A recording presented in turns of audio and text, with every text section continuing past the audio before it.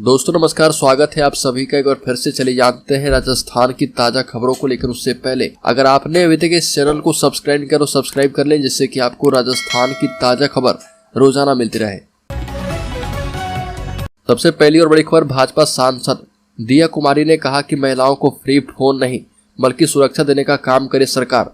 राजधानी जयपुर के बिरला ऑडिटोरियम में आमेर युवा संगम कार्यक्रम का आयोजन किया गया। आमेर युवा संगम कार्यक्रम के तहत आयोजित मैराथन में प्रथम, द्वितीय एवं तृतीय स्थान पर आने वाले विजेताओं को मोबाइल फोन एवं प्रशस्ति पत्र भेंट कर सम्मानित किया गया।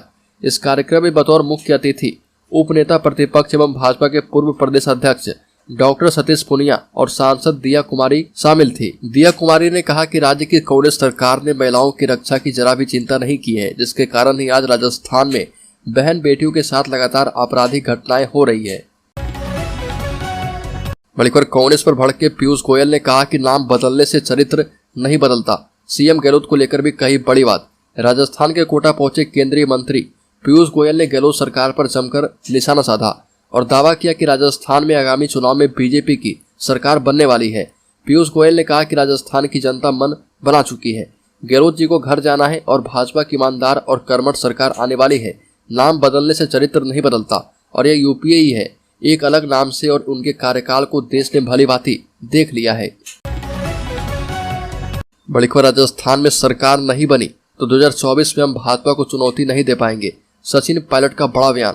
पूर्व उप मुख्यमंत्री ने कहा कि कांग्रेस पार्टी की सरकार अगर दोबारा राजस्थान में नहीं बनी तो 2024 के लोकसभा चुनाव में हम भाजपा को चुनौती नहीं दे पाएंगे। सचिन पायलट ने कहा कि हाल ही में राहुल गांधी राजस्थान आए थे और उनका साफ संदेश था कि एकजुटता से हम चुनाव लड़ेंगे तो इतिहास बदल जाएगा। बड़ी खबर, राज्य में प्लेसमेंट एजेंसियों से संविदा कर्मी लेने की प्रथा होगी समाप्त। गहलोत कैबिनेट ने कई समाज के लिए जमीन का आवंटन कर दिया है। आचार संहिता के ठीक पहले देर शाम अशोक गहलोत मंत्रिमंडल की बैठक हुई और इस बैठक के बाद खाद्य मंत्री प्रताप सिंह खाचरियावास और मंत्री ममता भूपेश ने महत्वपूर्ण फैसलों के बारे में मीडिया को जानकारी दी है। 2.5 घंटे तक चली बैठक में कई महत्वपूर्ण फैसले किए गए हैं। इस दौरान एनटीपीसी को जमीन आवंटन किया गया। साथ ही साथ इस बैठक में तय किया गया है कि महापुरुषों के नाम पर स्कूल और कॉलेज का नाम किया जाएगा।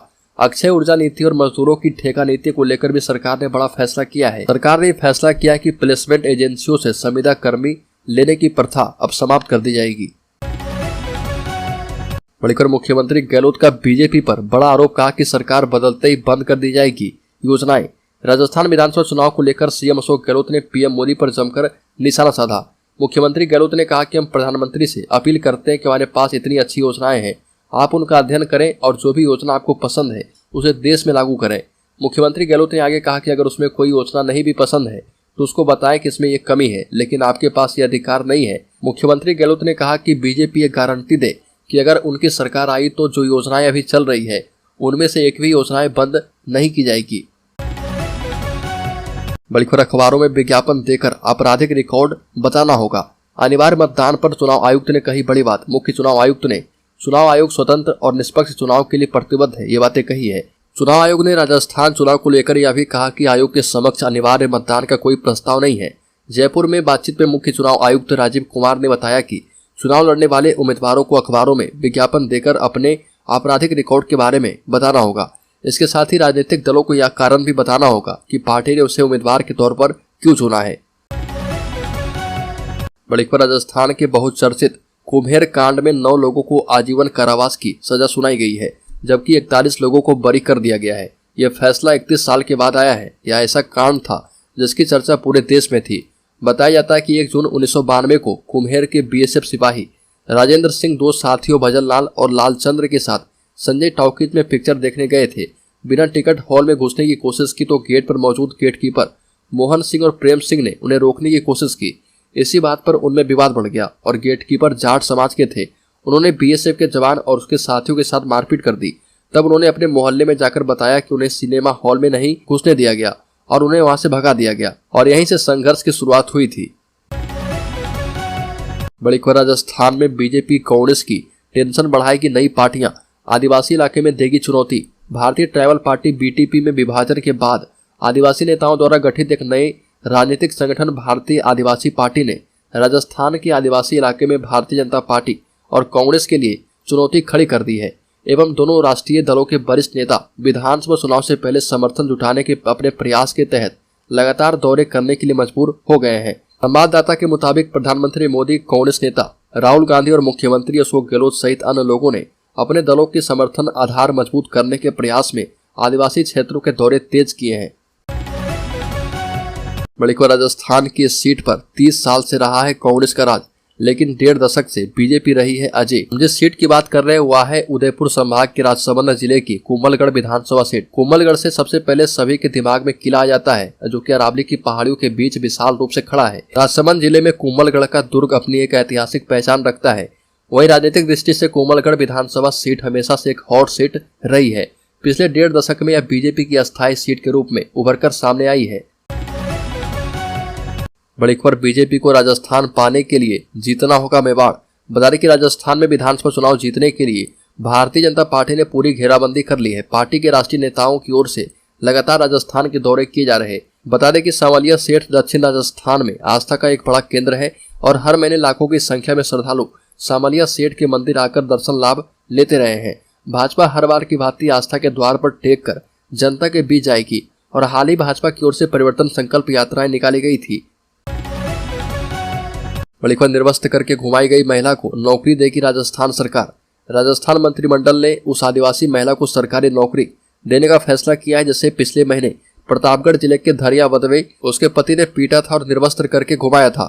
राजस्थान के मुख्यमंत्री अशोक गहलोत की अध्यक्षता में आयोजित राज्य मंत्रिमंडल की बैठक में संविदा कार्मिकों के हितों की रक्षा के लिए Rajasthan logistical service delivery corporation का गठन करने और 80 से अधिक सामाजिक संस्थाओं को भूमि आवंटन जैसे कई फैसले किए गए हैं। बड़ीखोर आने वाले कुछ महीने में राजस्थान में विधानसभा चुनाव होने वाले हैं। इन चुनाव को लेकर राजनीतिक पार्टियों ने अपनी तैयारियां शुरू कर दी है। इस बीच इलेक्शन कमीशन ने भी अपनी तैयारियां शुरू कर दी है। मुख्य चुनाव आयुक्त राजीव कुमार राजस्थान दौरे पर थे और दौरे पर राजीव कुमार ने चुनाव को लेकर कई ऐलान किए हैं। बताया कि कुछ वोटर्स के लिए इन चुनाव में घर से वोट करने की सुविधा दी जाएगी। इसके साथ ही राजीव कुमार ने चुनाव में गड़बड़ी करने वालों की शिकायत के लिए ऐप की सुविधा देने की बात कही है। मुख्य चुनाव आयुक्त ने कहा कि सुविधा के लिए 80 साल से या उससे ऊपर के बुजुर्ग और 40% से ज्यादा की दिव्यांगता वाले व्यक्तियों को यह सुविधा प्रदान की जाएगी। बड़ीखोर कोटा पहुंचे कथावाचक पंडित प्रदीप मिश्रा ने कहा कि छात्र अपने कर्म पर ध्यान दें। कथावाचक पंडित प्रदीप मिश्रा राजस्थान के कोटा में पितृपक्ष में पितृशिव महापुराण कथा का वाचन दशहरा मैदान में करेंगे और यह आयोजन 1 से 5 अक्टूबर तक हो रहा। और कोटा पहुंचे प्रदीप मिश्रा ने मीडिया से बातचीत में छात्रों से कहा कि उन्हें अपने कर्म पर ध्यान देना चाहिए, अपनी एजुकेशन में अच्छा करना चाहिए। छात्र अपने माता पिता के चरणाविंद का स्मरण करें। साथ ही ये भी कहा कि सभी लोगों को सनातन पर विश्वास करना चाहिए। पंडित प्रदीप मिश्रा ने कहा कि माता पिता आपकी अच्छी एजुकेशन के लिए प्रयास कर रहे हैं ताकि उनका जीवन भी सार्थक हो।